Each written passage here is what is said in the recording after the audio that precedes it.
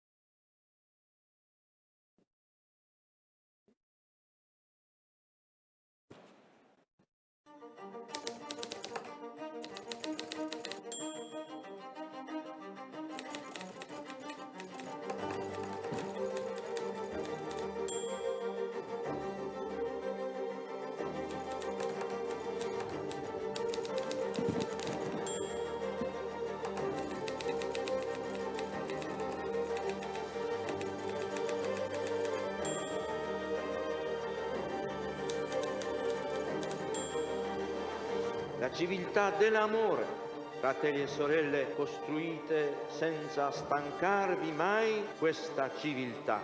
Lavorate per questo, pregate per questo, soffrite per questo.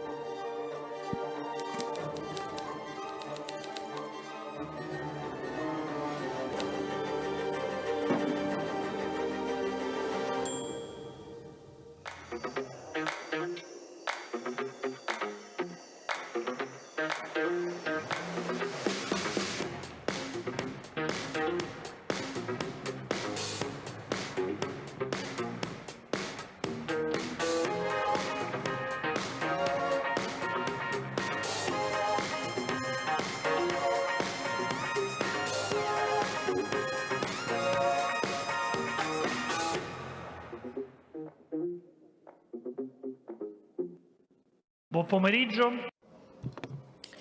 Good afternoon. Good afternoon, everyone.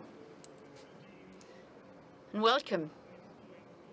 Welcome to this meeting that has one of the most beautiful titles of Meeting 2024, The Flattening of the World and the Quest for Truth.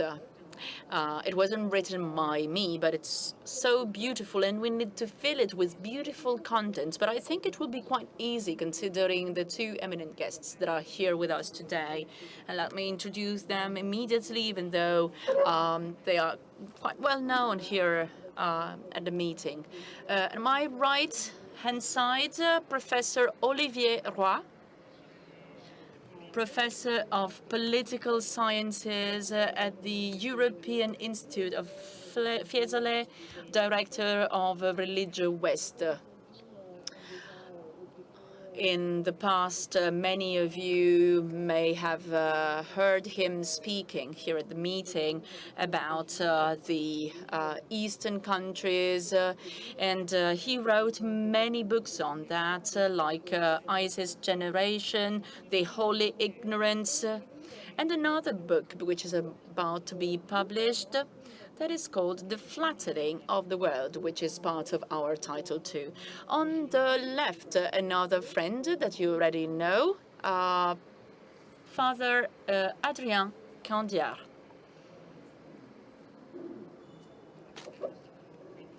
He was here 2 years ago. He is an expert of the Islam. He's a writer. He started working into politics, but then he joined the Dominicans in 2006. Today, he lives in Cairo, where he is a member of the Dominican Institute of Oriental Studies.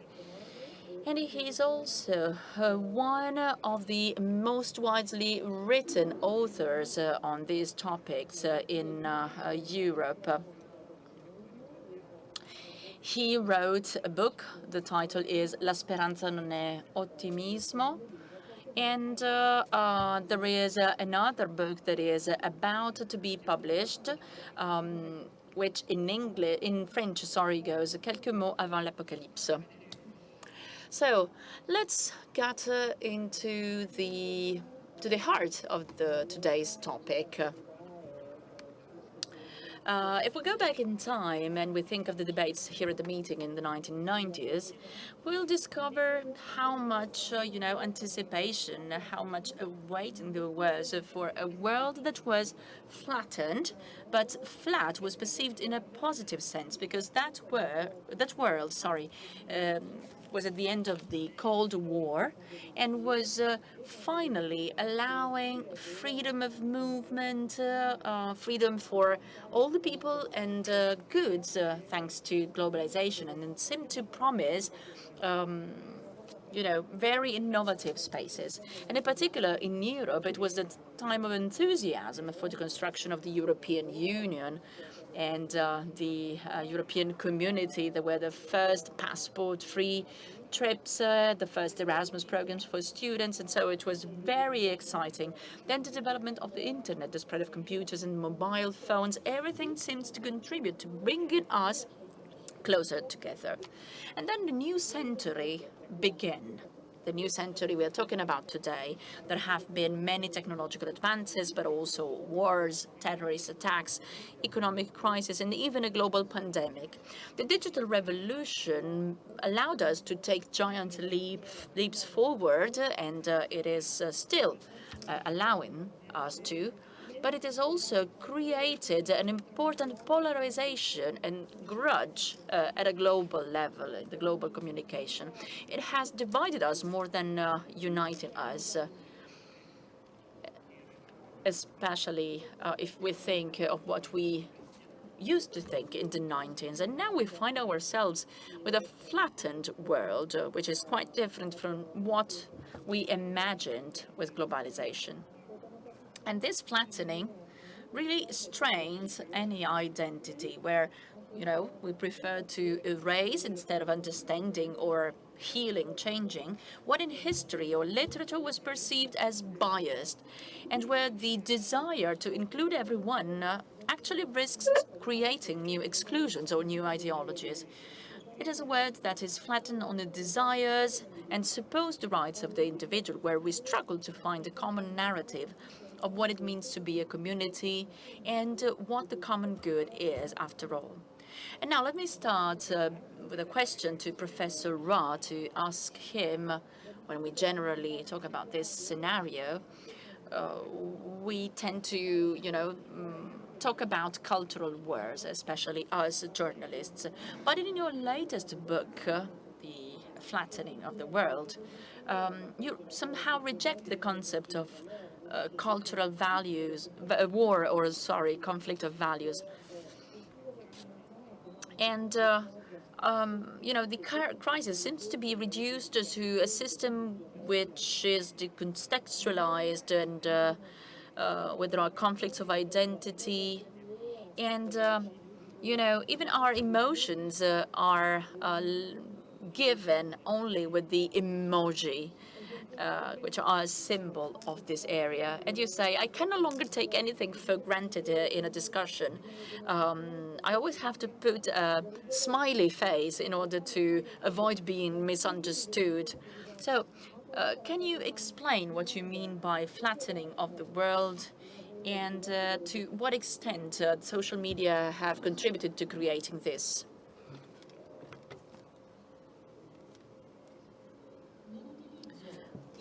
Thank you.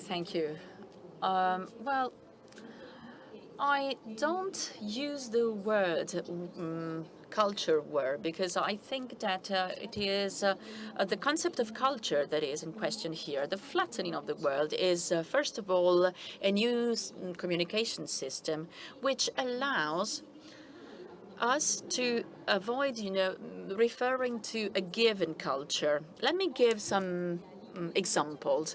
Nowadays, English is the international language, they say, but actually the English which is spoken internationally has no relationship neither with the English nor with the American culture. It is called globish. And this language is disconnected from culture, as it is intended for, everyone to understand it. So the language is used as a code. Every word corresponds to one single meaning. There are no implicit meanings. And there are no jokes, puns. Very often in international conferences, we ask people to avoid jokes in order to avoid misunderstandings, because people may understand different things compared to what we intend. And so if you think of, possible double meanings, well, they are lost because the use of a language is like a code. And then emotions and emojis. Emotions are culturally structured. This means that a smile doesn't have the same meaning in all cultures. For example, in some cultures, you smile if you are angry. In other cultures, instead, if you smile, it means that you are like opening up to the world. And this may arouse misunderstandings. So in this global communication, what do we do today? We use emojis to indicate the emotion that we want to convey by a specific message. So this is a joke, or this is, to have fun. And so there is the smiley emoji. Or if you are sad, for example, you have the crying emoji, and we might create infinite emojis. But the important thing is to make the others understand your communicative intention. And so what is implicit is actually reduced down to the minimum level. And it is normal that not everything is explicit. We are human beings, and there is always something that is implicit. It can be defined as the unconscious or the original sin, if you want.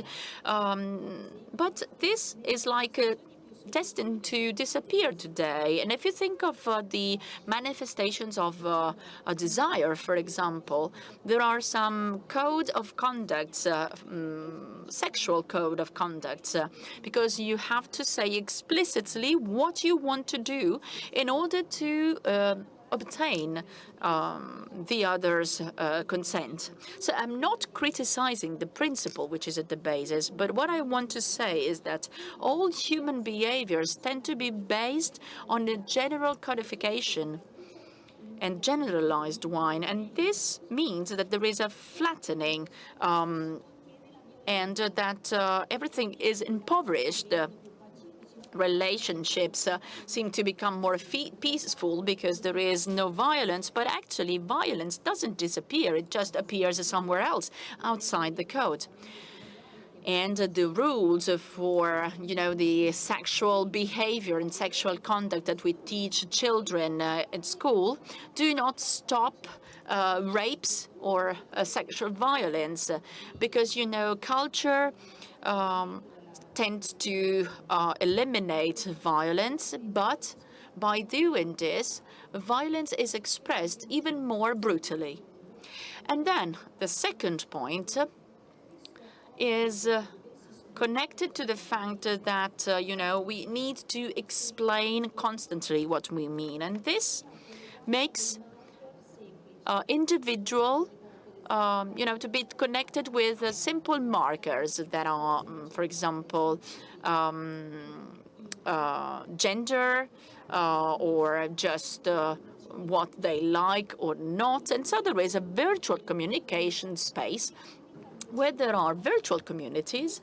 And in these virtual communities, individuals do not know each other personally, but they put into that community, they share in their community what they share with the other members of the community. For example, I don't know, the supporters of a football team or a football player will create a community of fans, and the communication code will be specific for that community. But we'll only talk about what is in common. That is, the love for a football team or for a football player. And then there can be, communities for those who like Harry Potters or mangas. So culture is not referring to the classical culture of a certain country. Take the example of mangas. This is a very interesting example because theoretically mangas belong to the Japanese culture, and everyone knows that the Japanese culture is one of the most complex in the world. Yet in the mangas communities, there are people who have no relation with the Japanese culture and are not interested in that. There are people from California, from Africa, from Paris that are together, in this community only because they love mangas. And then there are ideological, political communities as well. And so there are some subcultures. Some subcultures are created by people who are in line with each other and share some common markers that can be either negative or positive, but that distinguish them from other communities. So automatically there is a conflict between the communities, because very often communities do not communicate to each other. So people who love mangas do not communicate with football supporters and that community, or people with a certain sexual orientation. So they do not communicate, and in the worst case scenario, they even hate each other, because sometimes other communities are seen as the perfect representation of the stranger. And let me underline a last point. These communities are based on identity. But what is identity? Identity is made up of people sharing these markers that can be, markers of political opinions or what people like or not. But these markers, fortunately, are limited. And so every person will underline what is identical, between them and others. And these communities are just looking at themselves. And so the community is actually the contrary of friendship, because they are not open to others. They are not open to others' diversities. These subcultures created in the virtual world do not support diversity, because they are based only on what is shared and what is equal in one community and the other, or from one person and the other. And considering that communication needs to be explicit and always clear, there are also some rules that we need. In this world, in our society, well, there are more and more rules and the sort of etiquette. If you are older than 30 and you think of the rules that we have today and the rules that existed in the past, you will understand that there are rules everywhere where we work, at school, in the society. So if you look at that, the number of rules in the last 30 years has trebled. And so there are things that are regulated now and that were not regulated in the past. And I'm talking about behaviors, language. There are surely things that we have to forbid. But it is clear that communication is based on these rules, on these norms. We need to talk in a specific way, communicate in another way, avoid some, gestures. And so once again, there is a flattening of the communication. And let me give one last example of this. Every individual, every person has some mystery inside. We all agree on that. And everyone can express this mystery in some places. In the church, it can be the confession. In psychoanalysis, it is a therapy. So we try to make this mystery of the individual come out. But now there is another thing that is trying to change others' behaviors without focusing on the inner sphere. Think of people, on alcoholics. Well, what happens when they meet? Everyone talk about their problems and will try to find what they share with the other alcoholics. And then together they encourage each other to abide by some rules, some things to follow in order to achieve the final objective, that is avoid using alcohol. And so they are somehow avoiding the complexity of the individual and apply only rules that can be applied to everyone. That's the flattening of the world. And this flattening of the world is now expressed by the internet. It's not internet that flattened the world, but the internet gives some room, some space for the flattening. It is not a 3D space. It doesn't have a structure, a specific nature. It is a flat space. And so it's a total flattening of the world and of the word. And this flattening also means impoverishing the word and spirituality.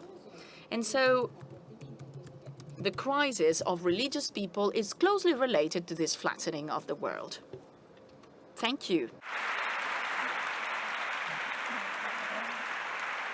Credo che adesso sia più chiaro.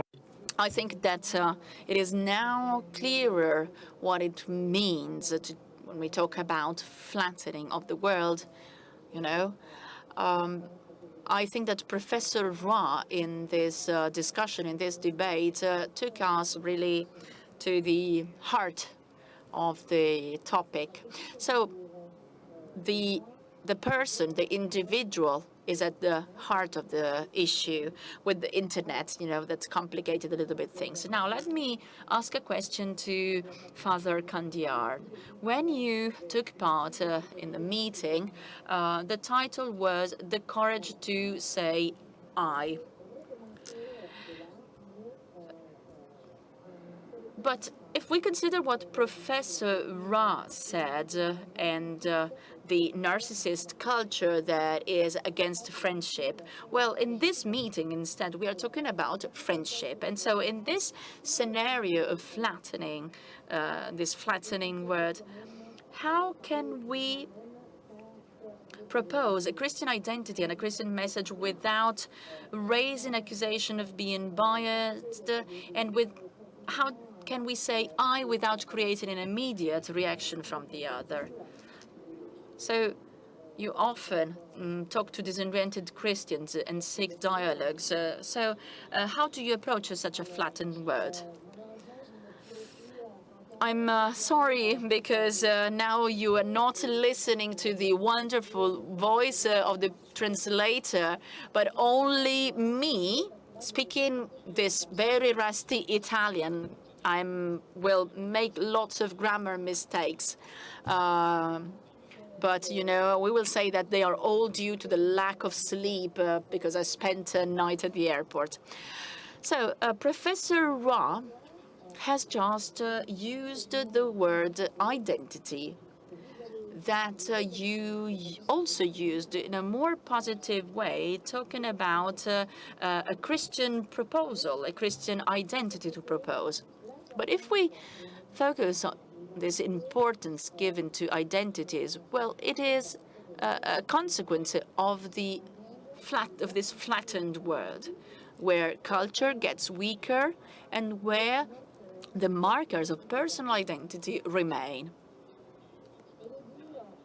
You mentioned at the beginning the debates of the 90s. I must admit that I don't remember them very well. But surely at that time, the theme of identity was not so core, whereas now this theme has been growing. And we do not really know if the debate is between those who are in favor or against identity, but this has no sense, has no meaning, because identity is the thing that par excellence should not be questioned, because, you know, identity is what it is by nature, by definition. It is something that is there and cannot be questioned. If you want to, you know, question something, question the fact that I'm myopic, well, we can maybe discuss a little bit, but I think that, there is no reason maybe you can question the fact that I'm French. But no, actually you cannot, because I'm French and I cannot change the date and place where I was born. So having a debate, discussing on this has no meaning. Whereas a debate, a discussion on identity means maybe that identity is not core anymore. In the village where my mother lives, it is in the countryside, and when I was little, at Christmas, in front of the city hall, there was the creche.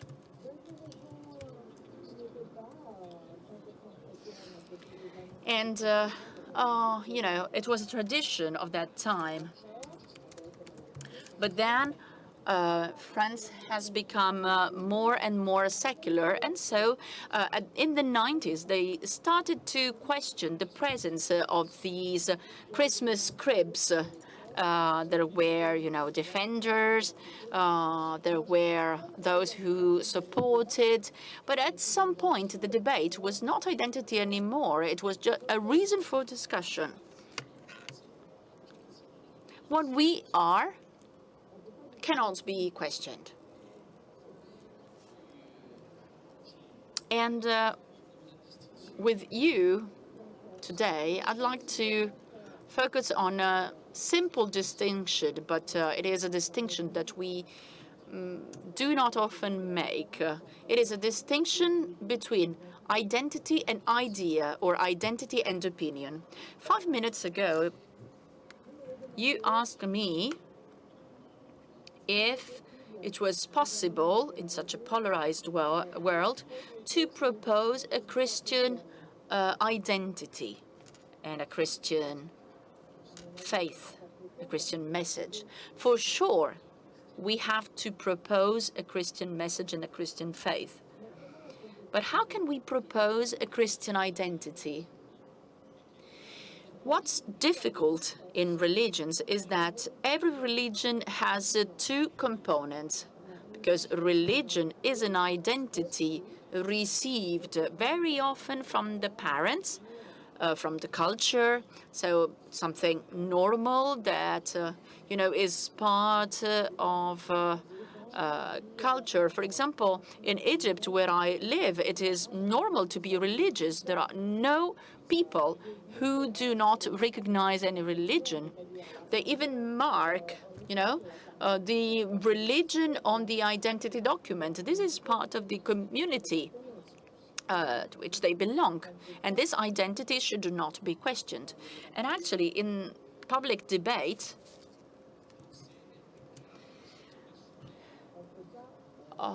you never, you know, attack people based on their on the community to which they belong. It is not a topic that can be questioned. But a religion is, and should be, we hope, represented by a set of beliefs.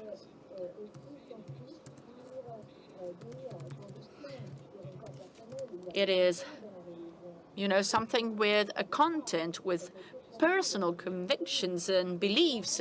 This is important for a believer. Maybe it's different for a sociologist, but for a believer, it is important to share the content of a belief.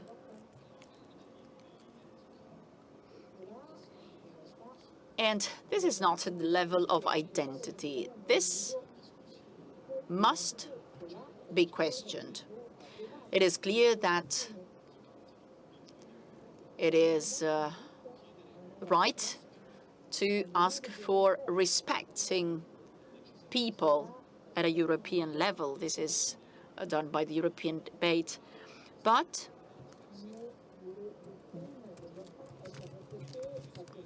doctrines must not be respected per se. I can respect, you know, for example, the fact of being a Christian, but my belief does not involve an absolute respect that would avoid discussion that would avoid questioning it. For example, think of the Trinity, the fact that God is one and three at a time. If you think of mathematics, can be weird, strange. Okay, but respecting me doesn't mean, okay, that's your thing, but, get into a debate. Those who do not agree with that should ask me, but let me understand a little bit. Why 1 and 3? Can you explain that? Because, with discussion, with, questions and answers, you can propose faith and belief and explain. And one of the main difficulties is to make a confusion between the religious identity that, is not so useful at the end of the day, because we believer cannot propose an identity to the world, but we can propose some ideas, some beliefs, a faith. And this, in my opinion, requires an ethic of discussion that we very often lack. And what do I mean by that? Because a dialogue is normally intended for the expression of opinions rather than ideas. This is quite clear, quite obvious in politics. For example, if I belong to a left-wing party, I am trying to reach out to the supporters of that party. But it is also true that also in the church, there are some positions, some opinions that are known. And very often, if you are only listening, you may think, where is this person in this church? What is his position?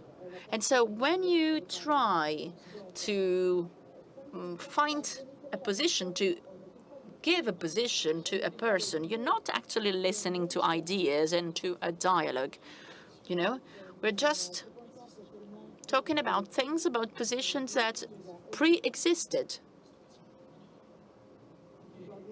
I can confess that as a writer,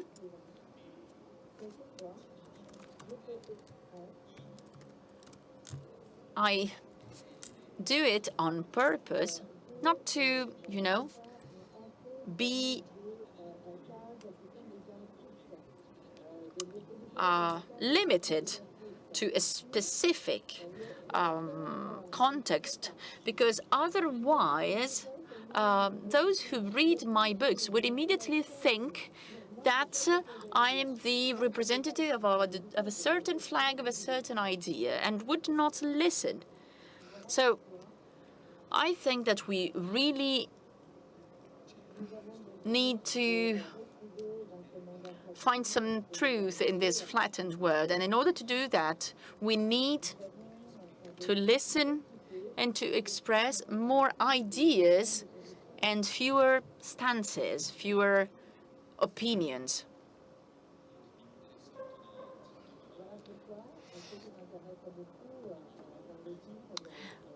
This year's title interested me in particular because in order to have a real debate and not just, an exchange of identities, which is sterile, friendship is an important condition, but listening to someone, to what they have to say, requires to care for that person. And so taking the time to make a friendship grow can help having a real debate, a real dialogue.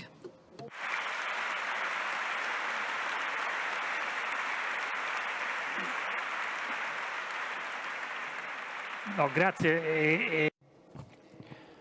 Thank you very much.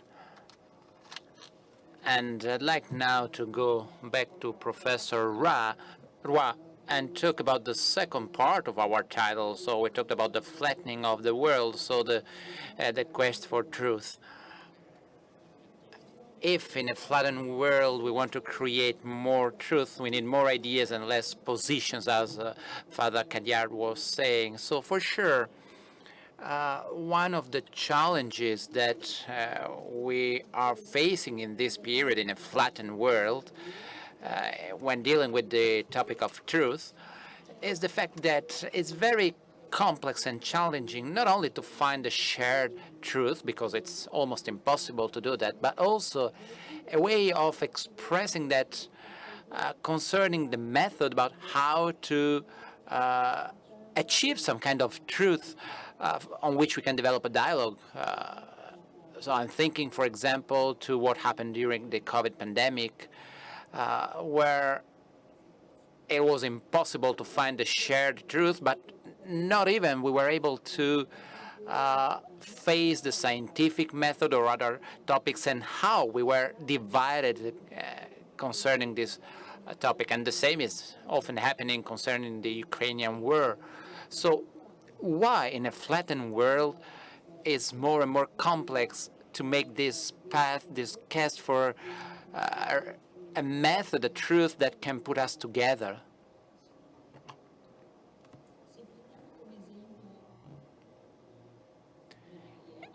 If we consider the example of the COVID pandemic, it's very interesting because this has nothing to do with our society, with our culture. This is something that happened and which may have happened in whatever moment in the history of the world. But this event increased the phenomenon of the flattening of the world. So how? Well, first of all, the lockdown phenomenon, which kind of isolated people and individuals. We were isolated from our environment, from our families, from our job, from our land as well.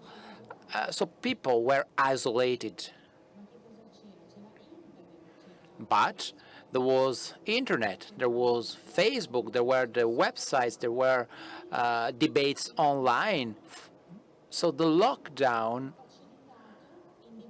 somehow eased, despite the place where we lived, either if we lived in Milan or in Paris, it made it more simple to talk and have a dialogue with people in the US, in France, or wherever. So the effect, the consequence was the isolation and the strengthening of virtual subcultures. And there's been a real conjunction of elements that came out from this pandemic and went through the internet to express this kind of phenomenon. So the creation of these subcultures, of these virtual communities, led to another very well-known phenomenon, which is the phenomenon of conspiracies. And here there are two reasons. The first one is the search for a real cause and for the meaning of what happened. And since we cannot find an answer, we often think that the real cause is completely hidden. We think that some kind of conspiracy, something hidden. So this conspiracy is not linked to the lack of rational approach. On the contrary, people believing in conspiracy are really rational because they think that there is always a cause for something, and they are convinced that someone is hiding as the actual cause for what is happening. And the second reason, the second cause, is that these people believing in conspiracy created groups with themselves. So there is no real dialogue for the truth. And that's the issue of these virtual subcultures, that they're never open to a dialogue with the others. The others are always perceived as the enemy. They're part of the conspiracy. So they only talk with their peers, among their peers. And this leads to this individualism, that, of course, is against the truth.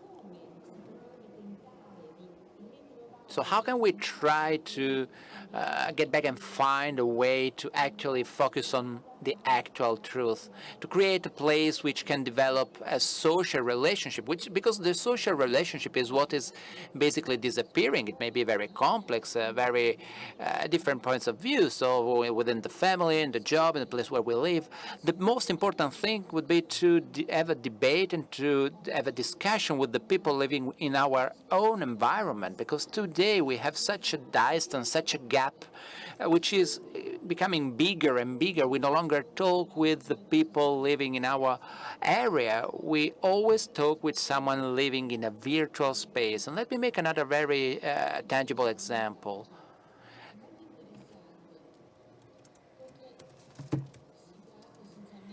The movement of the yellow waistcoats, the so-called gilets jaunes in France, they often talked about victims, but what was their actual goal? They tried to recreate a social relationship based on being close to each other. They did it in a kind of an artificial way. So they gathered at the roundabouts or at the side of the streets and the roads. They met in these occasions in order to meet real people. They even tried to find common ideas, also from a political point of view, because there were people having several different opinions, populists and other ideas, and they tried to gather and to in order to have a face-to-face debate. And what is interesting here is that the answer, not only from the state, but from the majority of the society, was a real refusal, because they were considered as something to be cancelled, their movement. And the police as well had to intervene in a very violent way against them. As if by the end, we were asking to these people to free this common space, like roads or roundabouts again, and go back to their virtual space. I'm not saying this was the policy and the position of the government, but I'm just saying this is the consequence of the way in which the crisis of the yellow vests has been managed. It was as if by freeing these common spaces, we would have solved the problem and making sure these people went back to their virtual place, virtual area. So there was this situation which has been very peculiar, and now we should go back to the basics. So I'm talking about real, tangible things, so suburbs or districts in the cities, villages, places where we can recreate real relationships, where we see and we have real people to whom we can address. Because nowadays, everybody, either from the right or from the left, they want to create homogeneous spaces.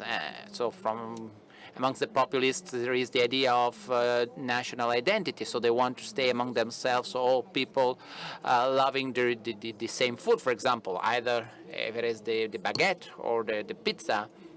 But also on the left, there is the same approach aiming at creating groups, sharing among themselves some cultural markers, which could be distinctive elements of suffering or pain. And the idea is to create this kind of safe spaces, so you gather and you meet your peers, you feel safe there, you don't feel threatened by someone else's idea or someone else's words. This is not a matter of left or right ideas. It's something which involves the entire political spectrum. And the goal is to find and to create groups with your own peers. So now we need to go back to the basics and find the real meaning of friendships itself. And I'm getting back to the title of the meeting of this year.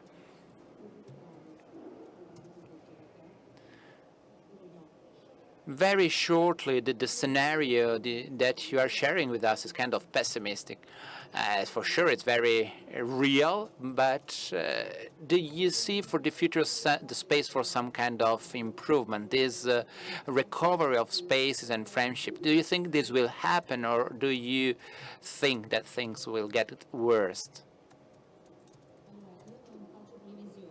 Well, I cannot foresee what will happen. It's too dangerous. But I think that something should happen starting from the bottom, so from the real life of people. People shall be engaged and shall work in order to find and recover social relationship. We cannot expect politics to do that. Of course, there is a crisis in politics as well nowadays. We know that there is a crisis of the state structure itself, and we can see it with the growth of populists, which is an expression of this crisis. So before finding a political answer that sooner or later we shall find, we should first work on the reconstruction of social relationships, starting from the place where we live, from the place where we are born, where we are working as well.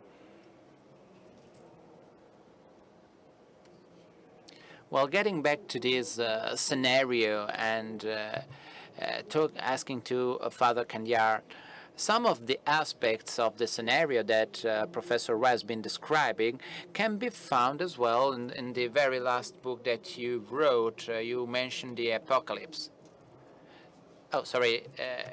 A few words before the apocalypse, reading the gospel in a period of crisis. Well, of course, we had several crises in these last periods. So we've talked about the pandemics, we talked about the wars. But you are mentioning the word apocalypse because this is something that people have started talking about. There's been a debate about the increase of research for nuclear weapons, and there is a huge debate also from this point of view.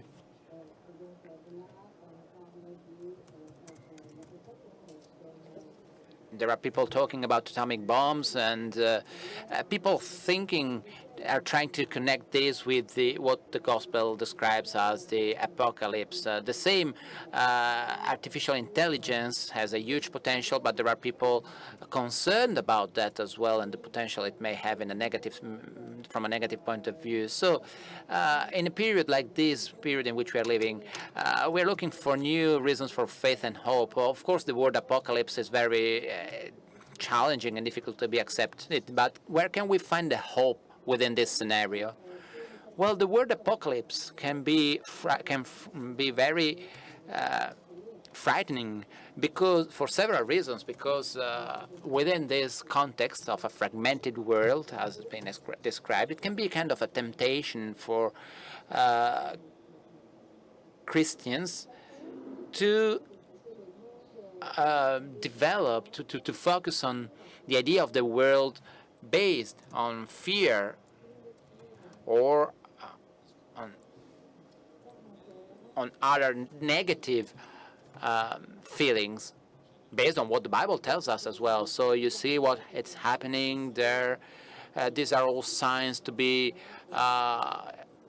interpreted in a certain way. And if we do that,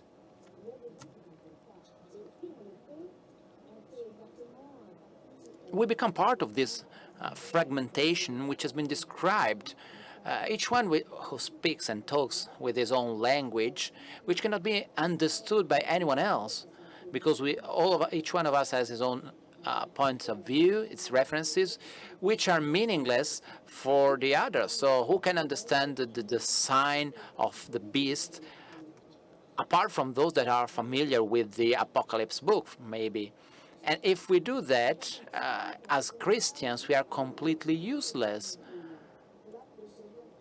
And we will only speed up this flattening, this destruction of the common world in which we are living. This is important for Christians, for sure, and this is also against the actual willingness of Jesus Christ, who tells us, well, the date and the actual moment, nobody can know it. And Jesus Christ tells us that he doesn't even know the actual date. So who are those prophets that today can tell us that this is the very last time, the very last moment? So what's the meaning of that? Are we Christians then? If Jesus Christ doesn't know the moment, who can reveal on the internet this date and this moment? Apocalypse, if we use it in a wrong way, could become a challenging and problematic element, but on the other hand, if we understand it correctly, it can become a tool to go ahead, to move forward. Because apocalypse doesn't mean a catastrophe, but in Greek it means revealing something, not the future, but the meaning of history. And the so-called apocalyptic books that we can find in the books and the Ancient Testament and also the New one, the Recent Testament, do not reveal the future but the actual meaning of human history. And in this way, by revealing the meaning of human history, in that case we can take part in a common dialogue also with those who do not believe, providing some elements that can somehow clarify what we are living. And I think this could be useful to show how the main threats that we are facing and that are putting in danger human existence. So you mentioned nuclear destruction, which is recently again part of the debates, but also I'm thinking to climate changes and global warming. These elements are not just a consequence of the human action, but we can talk about human sins.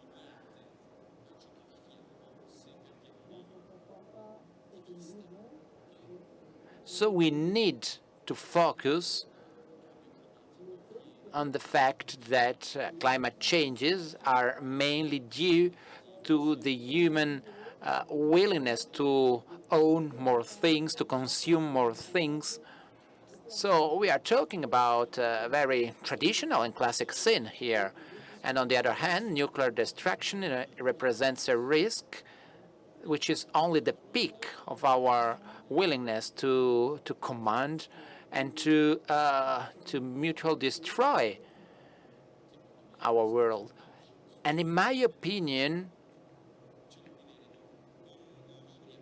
this can be found in the apocalyptic books of the Bible, because they show us that our actions have an effect, have a consequence, not only on our life, because sometimes we consider the moral aspect as something for children,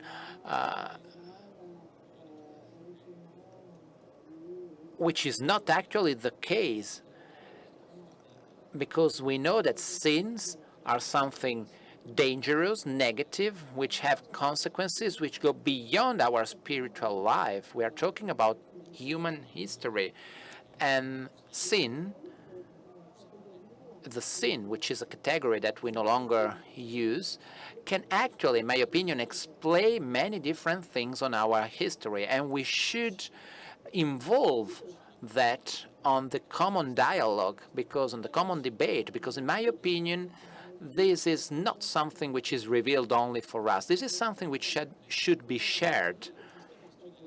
And in order to get back to this topic of the truth, it's been very interesting when the professor Russ described this world where each one is isolated with his own rational condition and identity. If we look for the truth, we look for that because it exists. I believe in that 100%, but it's not available. It is not something visible and available for everybody. We need to look for that together, even because this wonderful tool that God provided us, which is the rational aspect, should be built.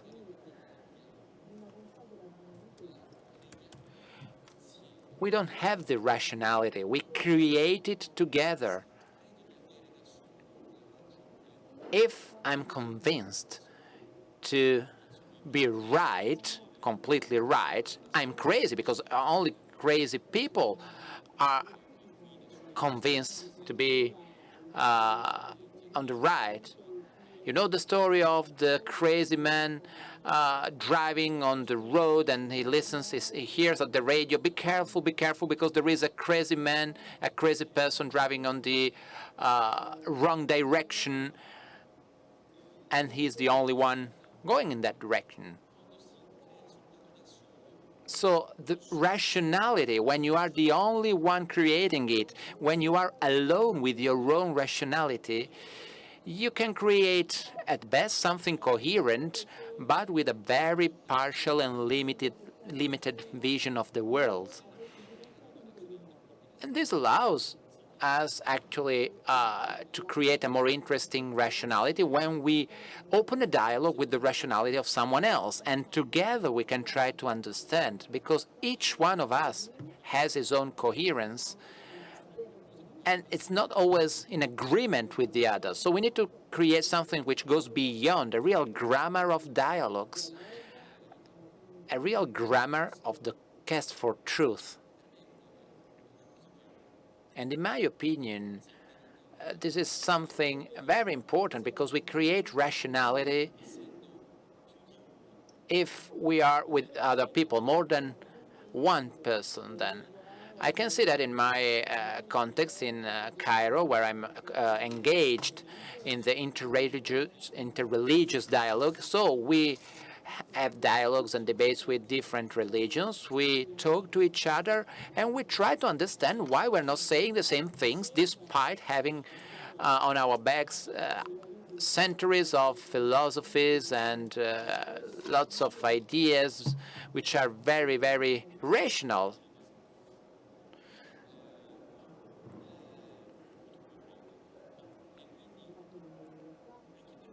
So also for this reason, in my opinion, the interreligious dialogue is not something as I actually thought it would have been at the very beginning. When I went to Cairo, I thought I'd been sent there to have a debate with the suburbs, while now I'm actually realizing that this dialogue is at the core, at the heart of faith, because only together we can improve our understanding of the world.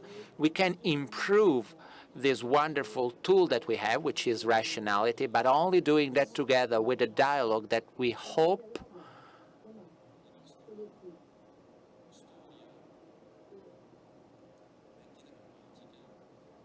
our, let's say, even dramatic story will allow us to keep on developing, building, and growing in the future.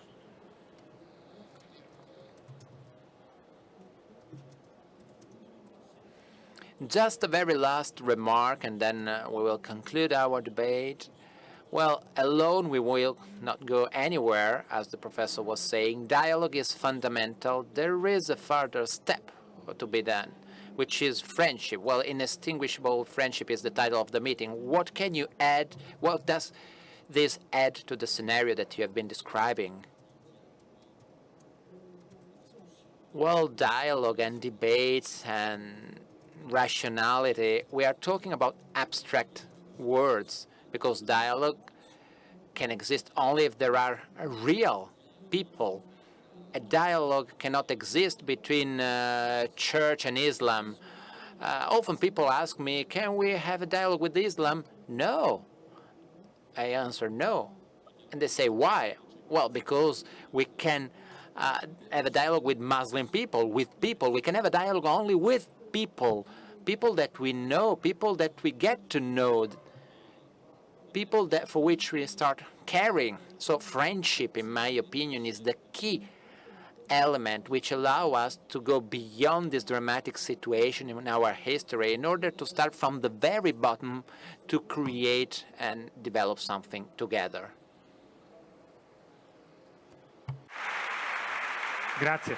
No, Vi svelo un retroscena, avevamo deciso. Well, we decided on the background not to talk about Islam because here we have two of the most expert people in the world on this topic. So we decided not to approach this topic, otherwise it would have been too challenging. But I'm pleased that, however, you mentioned that at least at the end of this session.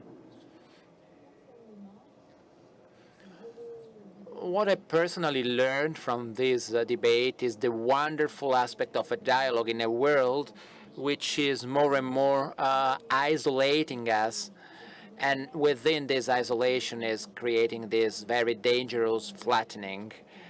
I think that what you told us, together with a series of remarks on which we may have to further go deep into details, so subcultures which are against friendship, as Professor Rob was saying, or positions more than ideas, as Father Candiard said, and the confusion between religious identity and faith and ideas. These are very, very present and current topics. I think that, generally speaking, you provided us some very interesting remarks for each one of us in order to try to face the everyday challenges that we have to face. We talked about very important topics, and of course you brought us your friendship here at the meeting. So once again, thank you very much, and I ask you to thank all our guests with a round of applause.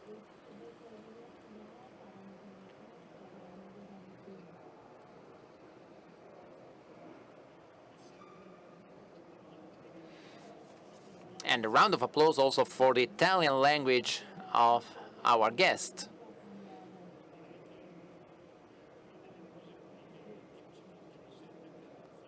And at the end of every session, we always repeat it. In what other place that you can imagine can you find such a debate and such a dialogue like the ones that you can find here? So once again, I kindly invite you to support the meeting through all the tools that I won't repeat, but you can easily find. And this support and your help will allow this adventure to go ahead in the future and keep on providing us so rich and interesting contribution. Thank you very much.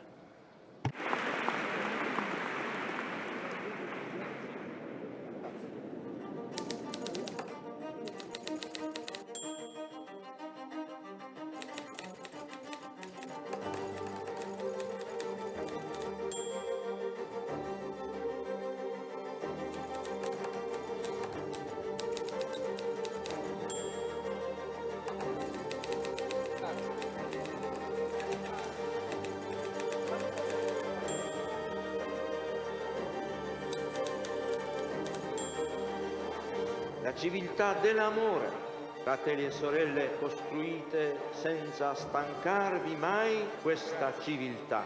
Lavorate per questo, pregate per questo, soffrite per questo.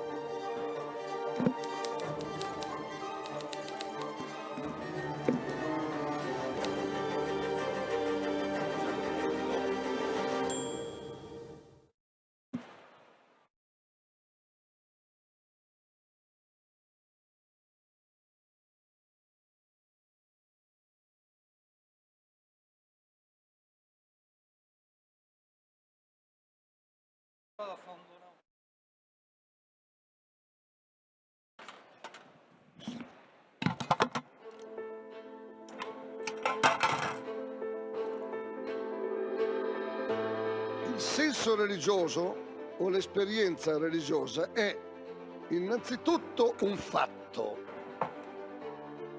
un fenomeno obiettivo, un fatto reale. Non è un'idea.